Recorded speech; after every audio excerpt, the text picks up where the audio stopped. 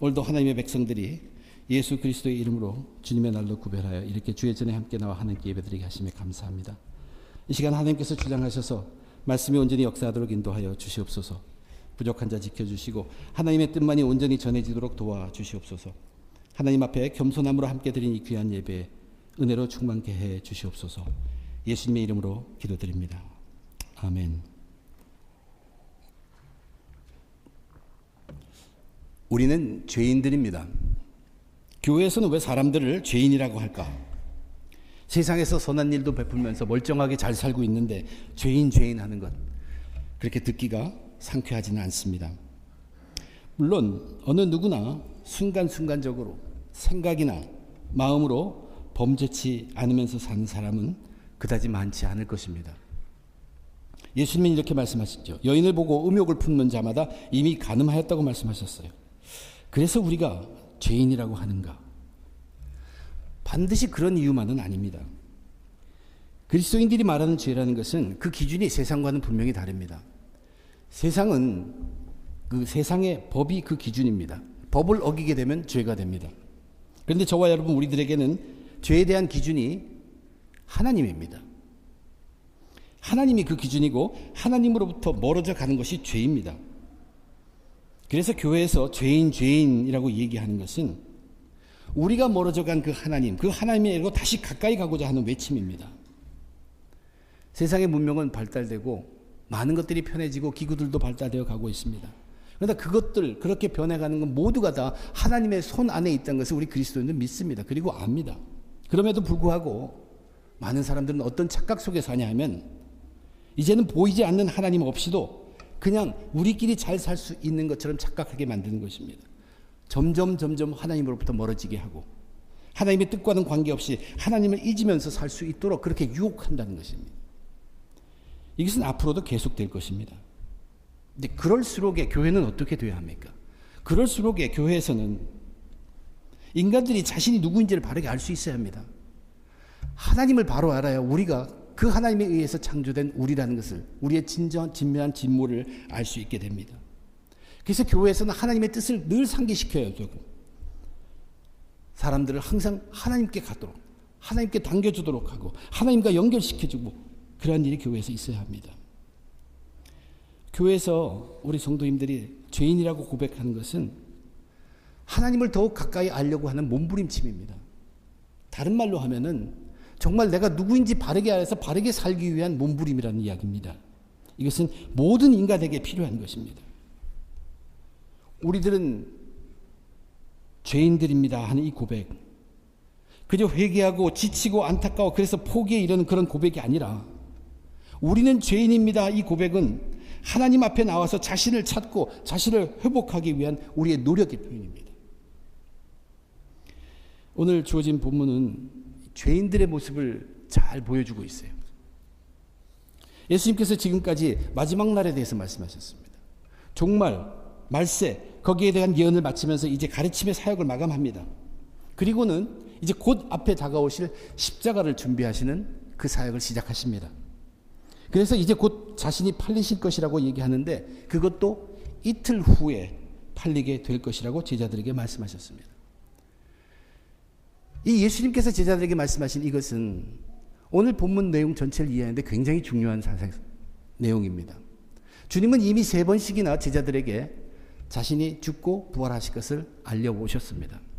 그런데 이번만은 시간을 말씀하셨습니다. 이틀만 지나면 파스오버 6월절이 다가오고 그때가 되면 십자가에 못 박히도록 내가 팔리어 넘겨질 것이다. 그러면 자유로운 시간은 이틀밖에 없다는 것을 선포한 것입니다. 그런 가운데 이제 죄인들은 어떠한 모습을 보이는 것을 기록하고 있습니다. 첫 번째 죄인의 무렵은 유대 지도자들입니다. 대제사장들과 백성의 장로들, 그들의 죄된 모습을 그려놓고 그 다음에 또 한 여인을 죄인으로 이야기하고 있는데 이 죄인은 우리가 본받을 만한 죄인입니다.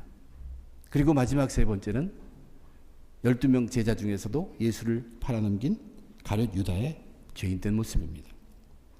이 죄인들의 모습 속에는 각자 하나씩 부족한 것이 분명하게 한 개씩 들어 있습니다. 이들에게 무엇이 부족했는지 함께 살펴보려고 합니다. 저와 여러분 우리들도 죄인입니다.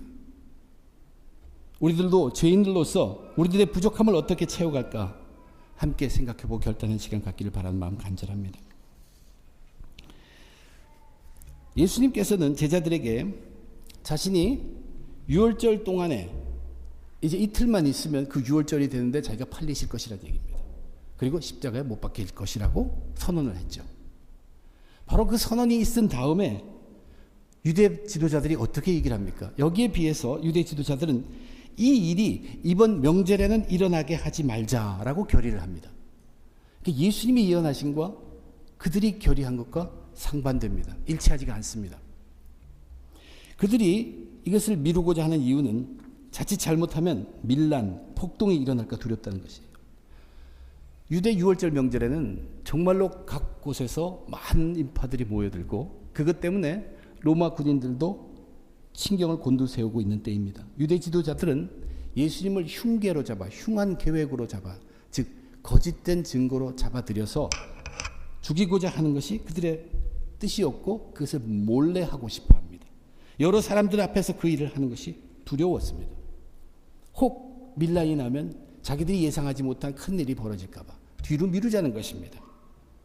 그런데 우리는 이미 다 알아요. 어떻게 됩니까? 결국 예수님이 말씀하신 대로 그 일은 그때 일어납니다. 유대 지도자의 원대로 되지 않습니다. 예수님은 말씀하신 대로 유월절 동안에 팔리시고 십자가에 못 박히십니다.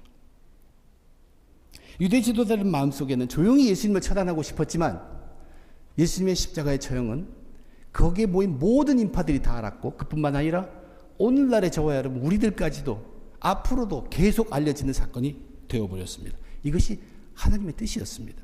예수님은 그 하나님의 뜻을 명확하게 알고 있었습니다.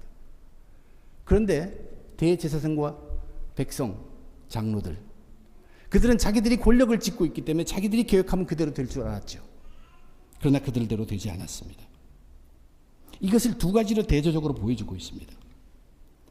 여기에 지도자들, 대제사장과 백성의 장로들 그들에게 부족한 것이 무엇이었는가? 그들이 죄인들로서 부족한 것은 뭐냐면 그들은 예수님을 몰랐다는 사실입니다. 예수님이 누구신지를 몰랐습니다. 그분은 하나님이고 하나님의 아들이시고 그리스도이고 메시아고 구세주로 이 땅에 오신 분입니다. 그것을 몰랐다는 것이에요.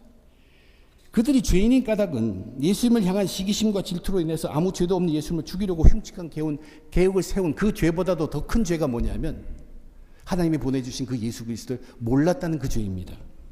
그것이 더 큰 죄입니다. 그들이 예수님이 누구신지 바로 알기만 했다면 그 다음에 시기와 질투나 그러한 죽이려고 하는 계획은 할 수도 없었을 것입니다. 모든 죄인들은 예수님을 알아야 합니다. 그러면 우리가 예수님을 한번 알면 우린 죄인에서 벗어나는가? 예수님을 알게 되면 죄인이 아닌가? 그렇지 않습니다. 여전히 죄인입니다. 예수님은 우리 죄인들에게 길이요 진리요 생명으로 찾아와서 주신 분이기에 결코 그분을 다 단번에 알 수는 없다는 얘기입니다. 그래서 계속적으로 알아가야 한다는 얘기예요. 우리의 생각 속에, 우리의 느낌이나 마음 속에, 우리의 삶 속에 철저히 예수님이 인정되기까지 우리는 계속해서 알아가는 것입니다. 이렇게 예수님을 계속 알아가면 알아갈수록 나의 죄가 얼마나 깊고 크고 내가 어떤 죄인인 것은 사실이 점점 명백해집니다. 그렇기 때문에 우리는 더욱 지속적으로 알아가야 합니다. 예수님을 지속적으로 알아간다는 것은 바로 예수님과 함께 있는 것입니다. 그분이 죄인을 위해서 자기의 목숨까지도 버리고 그 희생의 제사가 너무나 크고 너무나 깨끗하고 너무나 영원하기 때문에 죄인의 더러운 모든 죄를 다 씻고도 남고 죄인인 우리가 의인의 대우를 받을 때까지 그래서 이제 하나님과의 교제도 가능하게 된 것을 감사하게 되는 것입니다. 이제는 더 이상 죄에 눌려 지내는 죄의 종은 아닙니다. 그러나 예수 사랑 속에 거하는 죄인들임을 우리는 고백하게 됩니다. 예수를 모르는 것이 죄입니다. 그래서 죄인은 예수님을 알아야 하고 그렇게 알기 시작하면 죄인은 계속해서 예수님을 알아가게 됩니다. 그것이 예수님의 사랑 안에 거하게 되는 것입니다. 우리는 죄인들입니다. 예수님을 아는 죄인들입니다. 대제사장이나 백성의 장로들을 그들은 예수님을 모르는 죄인들이었지만 우리는 예수님을 아는 죄인들로서 끝까지 예수님을 알아가는 우리들은 죄인입니다. 죄인이지만 우리는 행복한 죄인들입니다. 왜냐하면 예수님을 계속 알아가기 때문입니다. 길이요 진리요 생명의 예수님 사랑 안에 늘 거하기 때문입니다. 분명하게 모든 것이 다 드러나게 될 그날에까지 우리는 계속 그 예수님의 사랑 안에서 기뻐하며 늘 동행하는 것입니다. 우리는 죄인입니다. 그러나 우리는 행복한 죄인입니다. 예수의 사랑 때문입니다. 이제 그 다음에 또 한 여인의 죄인으로 나오는데 그 죄인은 우리가 본받을 만한 죄인입니다. 식사 중이던 예수님의 머리에 매우 귀한 향유 한 옥합을 부었던 여인에 관한 이야기입니다. 이 여인이 누구인지 오늘의 본문에서는 그렇게 자세히 설명하고 있지는 않습니다. 이 여인의 행위를 보고 제자들은 전부 붕괴했습니다. 화를 냈다는 얘기. 그리고 그 의도를 의심할 정도로 이상하게 그들에게 보였습니다. 그것이 왜냐하면 그녀가 예수님의 머리에 부은 향유가 값으로 친다면 너무나 큰 값이었기 때문입니다. 제자들 생각에는 그만한 값이면은 가난한 사람들을 많이 구제할 수 있겠는데 아무리 예수님이 귀한 분이시긴 하지만 그냥 한 번에 다 쏟아붓는 것을 그들은 이해할 수가 없었습니다. 게다가 식사하시는 예수님께 행한 행동은 이해하기 참 어려웠을 것입니다. 그래서 제자들은 여인에게 화를 냈던 것입니다.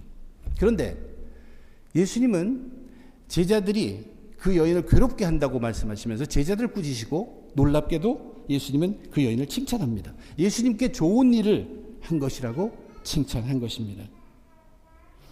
예수님이 설명한 그 좋은 일이라는 것은 뭐냐면 향수를 부은 것이 예수님의 장례를 미리 행한 것이라고 표현했습니다.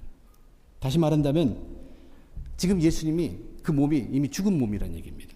그래서 시신을 무덤에 넣기 전에 향신료를 뿌리는 것처럼 향유를 쏟아 부어서 그렇게 했다는 뜻입니다. 아주 귀한 사람이 죽었을 경우에 그 시신을 준비하는데 엄청나게 많은 돈을 들이는 것처럼 바로 이 여인이 내 죽음을 놓고 그렇게 했다는 것입니다. 주님께서 그렇게 받으셨어요. 분명히 이것은 가난한 자를 돕는 것과는 다른 점이 있습니다. 가난한 자를 도울 기회는 언제나 옵니다. 그러나 예수님을 장례 치르는 기회는 계속 반복되어서 찾아오는 것은 아닙니다. 가장 중요한 것은 예수님께서 마지막으로 하신 말씀입니다. 내가 진실로 너에게 이르노니 온 천하에 어디서든지 이 복음이 전파되는 곳에는 이 여자가 행한 일도 말하여 그를 기억하리라. 이 여인의 이름은 우린 다 모릅니다. 그러나 이 여인을 기억하면서 복음이 전파되는 곳에는 이 여인의 행위도 전하여지도록 하라는 것이 예수님의 뜻입니다. 그렇다면 우리가 생각해 보아야 될 것은 복음과 이 여인이 행한 것, 행위가 어떤 관계가 있냐는 것입니다. 과연 이 여인이 예수님의 설명대로 예수님의 죽음을 알고서 장례를 먼저 한 것인가? 그렇게 생각지는 않습니다. 제자들도 이미 예수님께서 3번씩이나 내가 죽고 다시 부활할 것이라는 것을 3번씩이나 말씀해 주셨지만 성경에도 명확하게 제자들은 그 말씀을 알아듣지를 못하더라. 이해하지 못했습니다. 믿을 수도 없었습니다. 그래서 그들은 그저 마음은 찜찜합니다. 특별히 아무것도 할 수 없었습니다. 하지 않고 있었습니다. 근데 이 여인은 어떤 여인일까 우리가 한번 생각해 봅니다. 상세한 기록은 없지만 예수님과 제자들이 식사한 자리에 가까이 갈 수 있는 그러한 여인이었다면 예수님과 관계가 있는 여인입니다. 분명히. 그리고 이 여인은 예수님을 나름대로 알고 그리고 무척 예수님을 사랑하는 그러한 여인들 중에 한 사람일 것입니다. 그런데 이 여인이 이번에 들은 것은 무엇이냐면 이틀 후면은 자신이 십자가에 못 박히기 위해 팔릴 것이라는 것. 주님께서 자신이 십자가에 못 박히기 위해서 팔릴 것이 그것도 이틀 후면 그렇게 된다는 것을 그 말씀을 하실 때 그 말씀을 믿을 수가 없었다는 얘기예요. 왜 주님이 죽어야 하는 것이에요? 죄도 짓지 않고 또 기적을 베풀 수도 있는 분인데 왜 십자가의 처형을 당해야 하는 것? 도저히 그 말씀을 이해할 수가 없습니다. 그런데 그 말씀 속에는 분명히 이틀이라는 기간만 정해져 있다는 얘기예요. 이제는 더 이상 시간이 많지 않다는 얘기예요. 제자들은 여전히 늘 듣던 대로 자기들이 할 수 있는 것이 없다고 생각했을지 몰라도 이 여인은 저번에 듣던 것처럼 그렇게 흘려보낼 수 없다는 것을 그는 알았습니다. 그녀가 들었던 예수님의 말씀, 예수님께서 그렇게 하신 말씀은 하나님의 말씀입니다. 그리고 그것은 사실 복음의 말씀입니다. 인자가 십자가에 못 박히기 위해 팔릴 것, 이것은 바로 복음의 가장 중요한 사건입니다. 그 복음을 말씀하셨어요. 그런데 이 여인도 자기가 죄인인 이유는 하나님의 계획을 도저히 알 수가 없고 그 말씀을 믿을 수가 없다는, 이해할 수가 없다는 게, 믿겨지지가 않다는 것이에요. 무슨 뜻인지 알 수가 없다는 것이에요. 그런데 시간은 이틀밖에 없습니다. 그래서 이 여인은 용기를 내었어요. 자기의 마음 표현하자는 것입니다. 이 여인은 장례를 지낸다는 그런 의도보다는 예수님께서 하신 그 말씀을 바탕으로 자기가 할 수 있는 것을 표현을 한 것입니다. 그녀에게는 이 향유, 옥합 속에 있는 향유가 가장 귀중했습니다. 이틀 후가 지나서 예수님이 돌아가시고 나면 자기는 그 어느 곳으로도 위로를 받을 수 없다는 것을 그 여인은 알았습니다. 그래서 자기가 가장 귀하게 여기는 이 값진 향유를 그분에게, 예수에게 붓기로 결정한 것이에요. 결단한 것입니다. 그녀에게는 용기가 필요했고 결단이 필요했습니다. 제가 이렇게 길게 설명하는 이유는 그녀의 이 필요한 용기와 결단이 무엇 때문이야 하는 것입니다. 사람들이 자기를 보고 우습게 생각하고 비난하고 화를 그것을 극복하기 위해서 용기가 필요했고 결단이 필요한 것이 아니었다는 얘기입니다. 자기가 부은 향후, 그것이 너무나 비싼 것이기 때문에 그것을 허비할까 말까 그런 갈등 속에서 용기가 필요한 것이 아니란 얘기입니다. 그녀에게 용기가 필요했던 이유는 자기에게 부족한 것이 하나 있었다는 얘기예요. 그것은 예수님께서 하시는 저 말씀을 도저히 다 이해하지 못하겠다는 얘기예요. 저게 다 이해가 되지 않는데 그 말씀에 순종해서 자기가 행위를 해야 될 거기에 그 여인은 용기가 필요했다는 것입니다. 결단이 필요했다는 것입니다. 말씀이 그렇게 들려온다는 얘기예요. 이해는 못하겠지만 주님이 이틀 후면은 이제 자유롭지 못하다는 얘기입니다. 할 수 있는 시간 2시간, 이틀밖에 없다는 얘기예요. 이것이 자기의 말씀으로 와서 그럼 자기가 뭔가 행위로 나타내야 한다는 것을, 사실은 제자들은 이 용기가 없어서 여지껏 주저하고 아무것도 안 하고 있었던 것입니다. 그러나 이 여인은 비록 자기가 이해되지 않을지라도 하나님의 말씀에 충실하게 자기의 표현을 하기로 결단을 내린 것입니다. 이것이 바로 하나님의 말씀을 경외하는 믿음의 자세입니다. 경외라는 것, 분명히 그 하나님의 말씀 진리라는 것이, 그것을 의심하거나 그것이 틀렸다고 하지 않습니다. 그것은 진리입니다. 그러나 내가 죄인이기 때문에, 내가 부족하기 때문에 그것을 다 이해하지 못한다는 얘기예요. 그렇게 하나님의 말씀을 받아들이는 것입니다. 나는 죄인이어서 하나님의 뜻을 밝히 알지 못함을 인정하는 그 경외함. 바로 이 점을 예수님께서는 복음이 전파되는 곳마다 다들 기억하라고 분명하게 말씀하십니다. 복음이 전파되는 곳에 꼭 필요한 것은 복음을 하나님의 말씀으로 알고 경외하면서 그 말씀 따라 표현하고 실천에 옮기는 삶. 이것은 믿음의 용기가 있는 사람들만이 할 수 있는 것입니다. 하나님 말씀을 경외하며, 즉 내가 하나님의 뜻을 다 알지는 못하는 부족한 죄인이지만 내게 알려주시는 그 말씀 뜻대로, 내게 계시해 주는 그대로 믿음으로 행하는 행동에는, 그렇게 하는 행동에는 결코 악이 나타나지 않습니다. 사람들은 비록 어리석은 행위라고 할지라도 죄인된 자세로 진정 하나님의 말씀을 경외하며 말씀을 믿음으로 실천하는 것에는 반드시 하나님께서 선하심이 드러나도록 하신다는 얘기입니다. 하나님이 그런 죄인을 쓰십니다. 향유 한 옥합을 예수님의 머리에 부은 이 여인은 완전히 자기를 낮춘 사람입니다. 사람들 앞에 자기를 낮춘 것이 아닙니다. 하나님 말씀 앞에 자기를 낮춘 것입니다. 예수님께서 하신 그 말씀 앞에 자신을 낮추고 믿음의 용기를 내어서 그 말씀 따라 그 말씀을 믿으며 말씀에 준하게 행한 여인입니다. 이틀 있으면 십자가에 못 박히기 위해서 팔리실 예수님. 이 여인의 행위를 사람들은 비난했지만 예수님은 이것을 자신의 장례를 준비한 것으로 받아주셨습니다. 이 여인이 전부 계획한 것은 아니지만 하나님의 계획의 섭리 안에 이 여인은 쓰임을 받았다는 것입니다. 저와 여러분, 우리들도 십자가의 복음, 천국의 복음 다 알기 때문에 믿는 것이 결코 아닙니다. 오히려 우리는 다 알지 못하기 때문에 믿는 것입니다.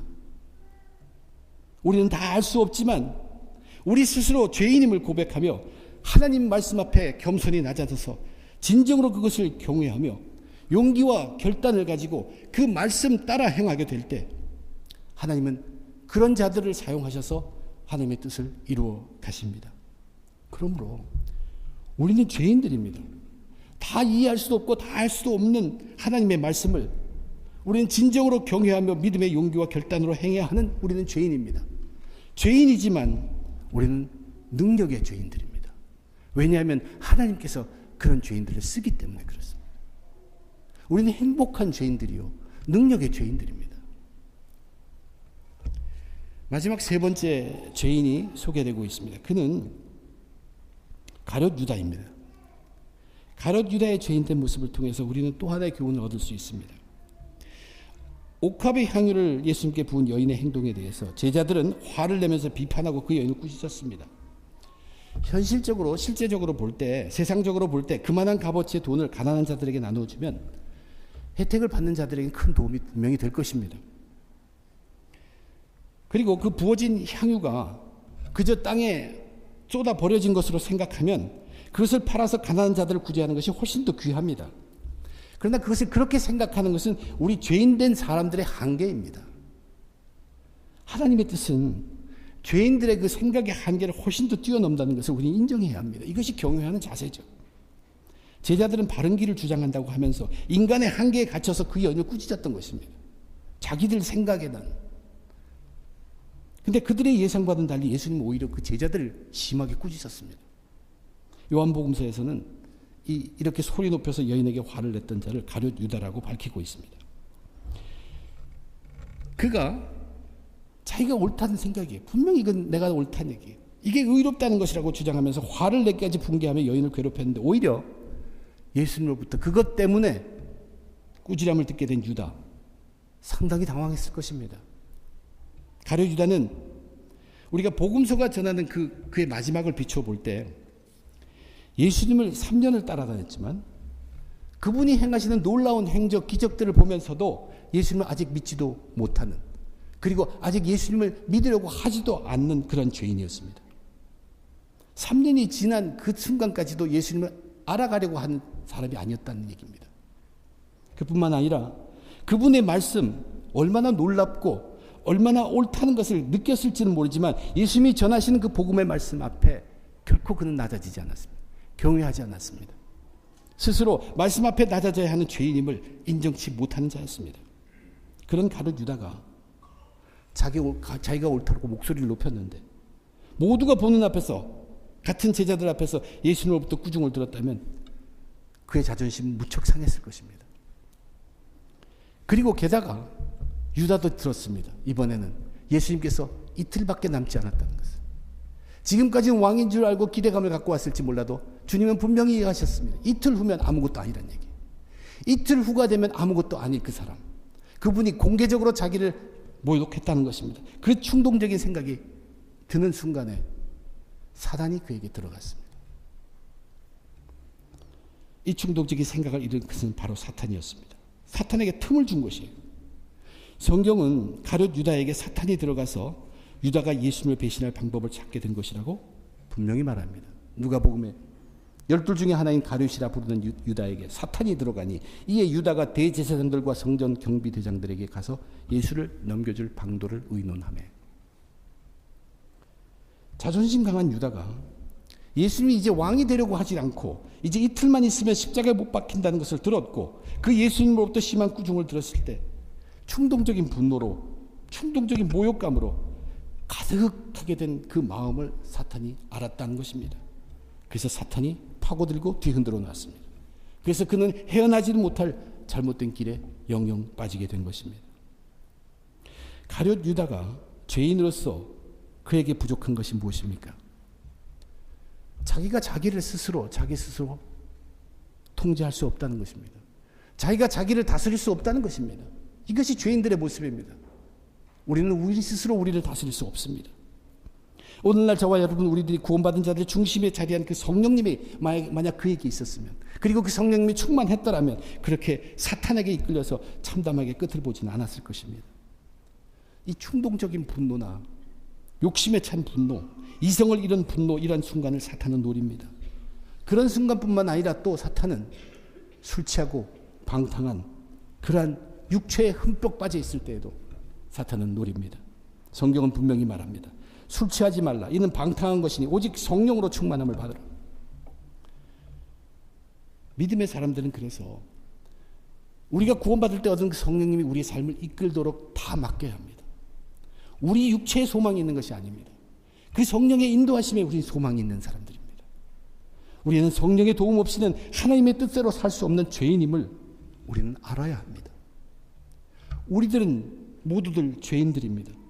성령의 도움 없이는 하나님의 뜻대로 한치도 살 수 없는 그러한 우리들은 죄인입니다. 그렇지만 우리는 평화의 죄인들입니다. 왜냐하면 성령이 주장하시면 거기에는 갈등이 없고 분열이 없습니다. 성령은 평안을 깃들게 합니다. 우리는 평화의 죄인들입니다. 우리 모두는 죄인들이에요. 그러나 우리는 예수님을 아는 죄인입니다. 그리고 끝까지 예수님을 알아가는 우리들은 죄인이기 때문에 죄인들이지만 행복한 죄인들입니다. 길과 진리와 생명인 예수 사랑 안에, 그 예수님이 사랑의 안에 그분을 계속 알아가는 그런 행복한 죄인들이라는 것입니다. 또한 우리는 죄인들입니다. 이해할 수 없는 하나님의 말씀일지라도 진정으로 그 말씀을 경외하며 믿음의 용기와 결단으로 행하는 우리들은 죄인입니다. 죄인들이지만 우리는 능력의 죄인들입니다. 왜냐하면 하나님은 그러한 말씀 앞에 겸손하고 낮아진 그런 자를 들어서 하나님의 뜻을 이루는데 사용하시기 때문입니다. 그래서 우리는 능력의 죄인들이 됩니다. 또한 우리들은 죄인들입니다. 성령의 도움 없이는 살아갈 수 없는 우리는 죄인입니다. 그렇지만 우리는 평화의 죄인들입니다. 성령님이 주장하시면 갈등이 없고 분열이 없습니다. 그리고 평안이 깃들게 되는 것입니다. 우리는 죄인들이지만 예수님을 모르는 죄인들이 아닙니다.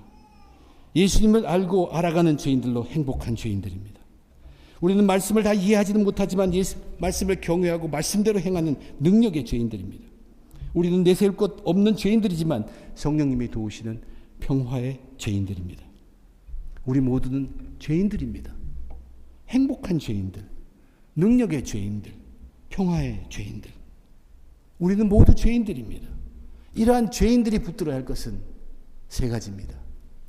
예수님, 하나님의 말씀, 성령님입니다. 예수님을 믿고 하나님의 말씀을 경외하고 순종하며 성령의 도우심으로 끝까지 모두 승리하시길 주님의 이름으로 축원드립니다. 기도하겠습니다. 하나님 아버지, 오늘도 죄인이라는 고백으로 저희를 함께 모였습니다. 우리는 정말로 가망이 없는 처참한 포기하는 그러한 죄인들이 아닙니다. 하나님을 더욱더 가까이 하고 알고자 하는 죄인들, 예수님 붙들고 하나님 말씀 붙들고 성령님에 의지해서 정말로 하나님이 부여하시는 행복한 죄인들, 능력의 죄인들, 평화의 죄인들이 다 되기를 원합니다. 우리는 예수님 안에, 그 사랑 안에 끝까지 거하는 사람들입니다. 하나님 말씀 도저히 이해하지 못할지라도 그것을 인정하고 경외하는 우리들, 또한 성령님 없이는 한치도 우리를 다스릴 수 없다는, 하나님의 뜻대로 살 수 없다는 우리임을 다시 한번 고백하는 죄인들입니다. 행복한 죄인들, 능력의 죄인들, 평화의 죄인들, 하나님이 허락하신 그날까지 승리할 수 있도록 축복해 주시옵소서. 모든 것 감사하며 우리 주 예수 그리스도의 이름으로 간절히 기도드립니다.